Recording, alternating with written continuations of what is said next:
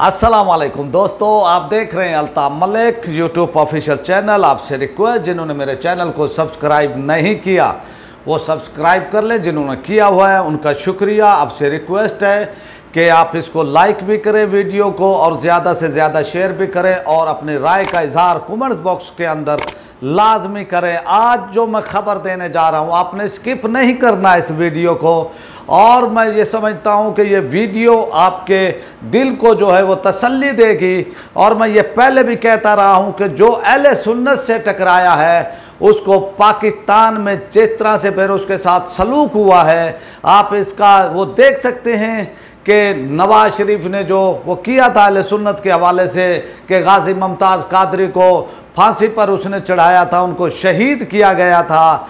तो आज उनका अंजाम जो है सबके सामने है, किस तरह वो दर बदर की ठोकरें हैं, किस तरह से वो कैद में था और कैद के बाद जिस तरह से वो पाकिस्तान से गया है वो सबके सामने है। आज इसी तरह ही मैं आपको ये बताता चलूँ, और मैं अपनी पहली वीडियोज़ में भी कह चुका हूँ कि वज़ीर दाखिला शेख रशीद अहमद ने जो फिरौनियत दिखाई थी अहले सुन्नत के साथ, और जिस तरह से उसने ज़ुबान इस्तेमाल की थी तहरीक लब्बैक के कारकुनान के हवाले से, उसके बारे में मैं कहा था कि ये थोड़े दिन ही रहेगा।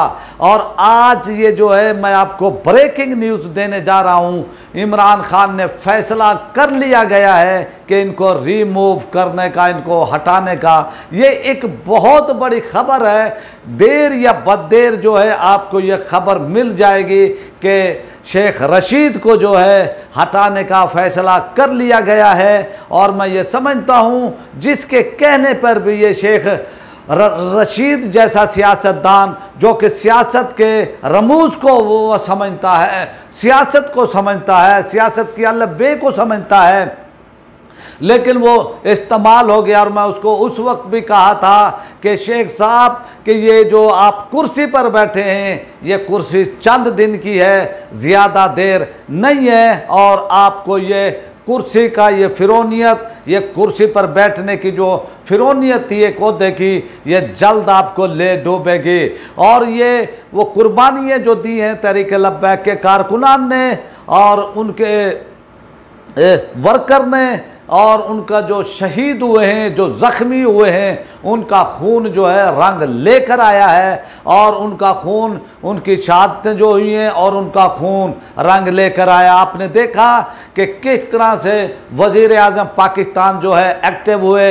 ये अहले सुन्नत का ही खून था, और तहरीक लब्बैक की वो कुर्बानियाँ थी कि वो जो है एक्टिव हुए। उन्होंने ख़त लिखे, OIC को ख़त लिखे, और इसी वो तरह 30 OIC के जो इस्लामी मुल्क हैं उनके सफ़ीरों से जो है उन्होंने मुलाकात की है, उनसे खिताब किया है। ये सब जो है तहरीक लब्बैक की वो कारकुनान की मैं वो समझता हूँ उनकी वो कुर्बानियाँ हैं। इससे पहले क्योंकि उनका काम एहतजाज वो करना था, उनका क्यों, उनके दिल अंदर से जले हुए थे, और वो जो हजूर अलैहिस्सलातु वस्सलाम की शान में तौहीन की गई थी, तो वो चाहते थे कि भी सरकारी सतह पर, मुल्की लेवल पर, हुकूमत की वो सतह पर, रियासत की सतह पर एक जो है दिलेराना इकदाम किया जाए, इस पर जो है फुल एहतजाज किया जाए। लेकिन हमारी हुकूमतें सोई रहीं, हमारी रियासत वो सोई रही, हमारे हुक्मरान जो हैं वो सोए रहे।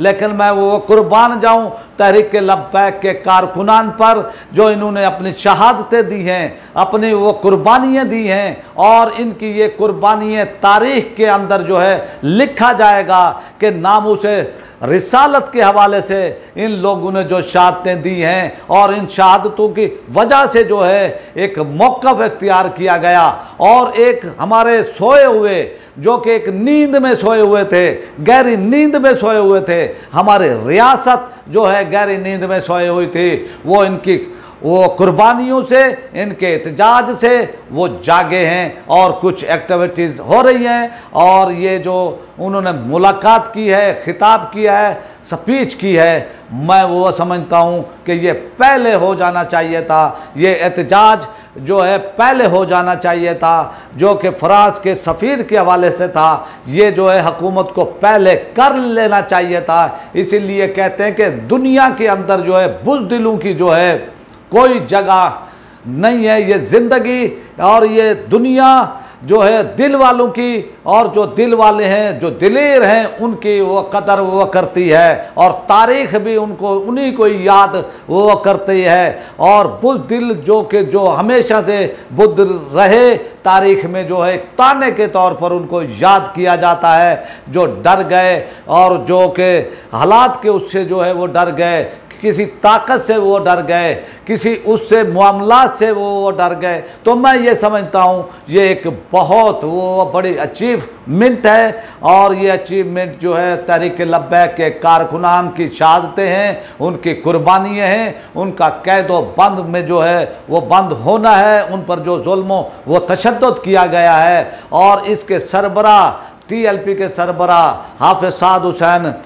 हिज़्बी साहब की भी वो कुर्बानियाँ हैं कि किस तरह से उन पर दबाव डाला गया, किस तरह से जो है गवर्नमेंट ने उन पर दबाव डालने की भरपूर कोशिश की, लेकिन वो अपने इस्तकामत पर, अपने वो कदमों पर वो खड़े रहे, वो झुके नहीं, वो बिके नहीं। तो मैं ये समझता हूँ कि आज जो ये हुआ है, और मैं ये पहले भी कह दिया था, आप तमाम लोगों को भी वो पता है कि मैंने वो पहले ही कहा था कि जो अहले सुन्नत के साथ टकराता है वो फिर पाकिस्तान में आपने वो देखा। इससे नवाज शरीफ के हवाले से भी तो हमने कहा था कि अहले सुन्नत से टकराने वाले जो हैं ज़्यादा देर अपने ओहदों पर नहीं रहेंगे। और अब इतलात यही आ रही हैं कि शेख रशीद अहमद को जो है रिमूव, उनको हटाने का जो है ये फैसला कर लिया गया है, ताकि जो है जो तहरीक लब्बैक के कारकुनान और अहले सुन्नत के अंदर जो इस वक्त लावा पक रहा है, इस वक्त जो इमरान खान के हवाले से उनके दिलों में जो वो चिंगारियाँ उठ रही हैं, उसको कम वो करने की जो है इमरान खान ये कोशिश कर रहे हैं कि ये जो है चिंगारियाँ, ये लावा जो है ये कम हो जाए। और नविश्ता दीवार अब पढ़ लिया है इमरान खान ने, जो कराची के अंदर अहले सुन्नत ने हशर किया है। इनकी पार्टी का जो मेंबर इलेक्शन के लिए वो खड़ा हुआ था, उम्मीदवार खड़ा हुआ था, 7वें पोजीशन पर जो है धकेल दिया गया।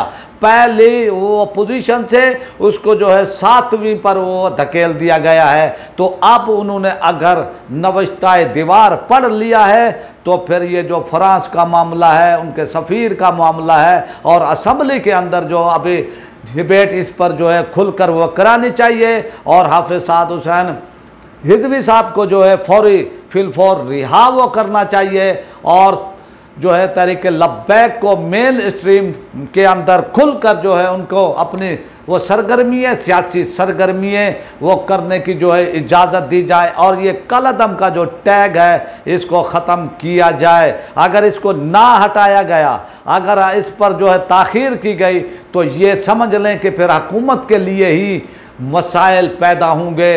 तो अब भी नविश्ता वो दीवार है कि इमरान खान जो है इसको फौरी तौर पर जो इस पाबंदी को भी और आर्डर दें हाफिज साद हुसैन हिज़्बी के हवाले से कि भी उनको भी फौरी रिहा किया जाए। अगर आपको हमारी ये वीडियो वो पसंद आई है तो इसको लाइक भी करें, ज़्यादा से ज़्यादा शेयर भी करें, और अपनी राय का इजहार कमेंट्स बॉक्स में जो है लाजमी करें, ताकि हमें आपका फीडबैक मिलता रहे।